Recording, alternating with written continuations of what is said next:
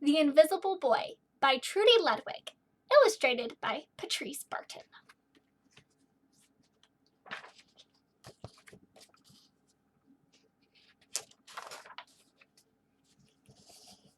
The Invisible Boy.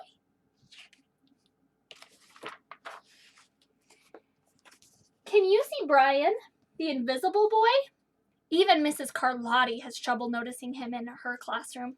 She's too busy dealing with Nathan and Sophie. Nathan has problems with what Mrs. Carlotti calls volume control. He uses his outside voice inside too much. Sophie whines and complains when she doesn't get her way. Nathan and Sophie take up a lot of space. Brian doesn't. When the bell rings for recess, Micah and JT take turns choosing kids for their kickball team. The best players get picked first. Then the best friends of the best players. Then the friends of the best friends. Only Brian is left. Still waiting and hoping. JT glances in Brian's direction and just as quickly looks away. We've got enough players for each team, he tells the others. Let's play ball. How's Brian feeling? In the cafeteria, Madison and her friends talk about her birthday party. The rope swing over the pool was awesome, says JT. Yeah, so was the water slide, adds Fiona. That was the best pool party ever. I'm so glad you guys had fun, says Madison. Everybody did, except Brian. He wasn't invited. At choosing time, while the other kids play board games and read, Brian sits at his table doing what he loves to do best. He draws fire-breathing dragons, scaling tall buildings. Thank you for toasting my marshmallow. Greedy pirates digging for treasure. Crackers, arg! Yay! Space aliens locked in intergalactic battles.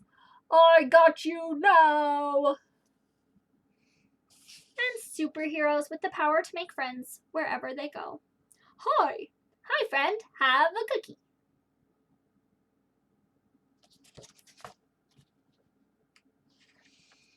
On Monday morning, Mrs. Carlotti introduces Justin, a new student, to the class. Brian smiles shyly at him. Some of the other kids sneak looks at Justin, trying to figure out if he's cool enough to be their friend. They haven't quite made up their minds yet. At lunch, Madison and JT watch Justin eat with chopsticks. What's that? Asks Madison as she points at Justin's food. It's bulgogi. What? Bulgogi. It's Korean barbecued beef. My grandma made it for me. It's really good. Do you want to try some? There's no way I'd eat bulgogi. And the kids laugh. All of them. That is, except Brian. He sits there wondering which is worse, being laughed at or feeling invisible. The next day, when Justin goes to his cubby to put away his backpack, he notices a piece of paper with his name on it. Justin, I thought the bulgogi looked good. Brian. Yum!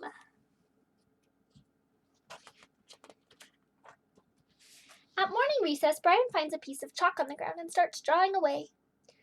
You're Brian, right? Yeah. Thanks for the note. Hey, Justin, Emilio calls from the tetherball court. You're up next. Sorry, I gotta go, says Justin. By the way, that's a really cool drawing, he adds, before taking off.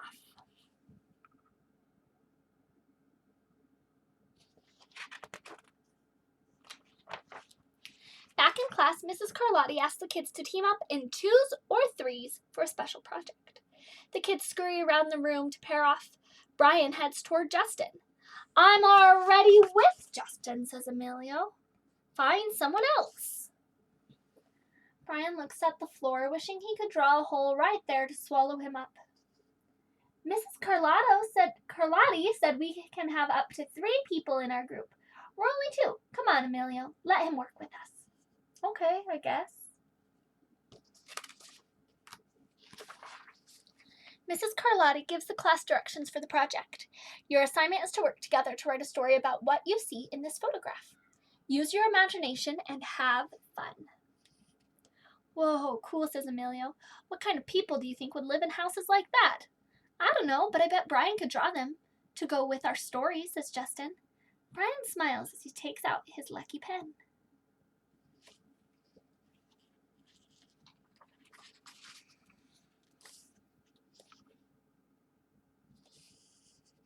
Do you notice anything different about Brian?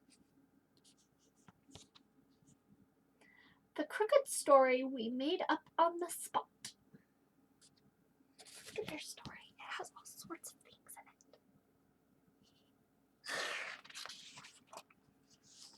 It's lunchtime again. Brian's least favorite part of the day. Another 20 long minutes of kids talking and laughing with everyone else but him. Brian! He hears someone shout, "Hey, Brian, over here!" Brian turns and sees Justin waving him over. Emilio nods at Brian as he makes room for him at the table. Cookie? Thanks. Maybe, just maybe, Brian's not so invisible after all. The end. What did you think? Do you like that story? Did you notice something about the way Brian looked at the beginning of the story and how he looked at the end?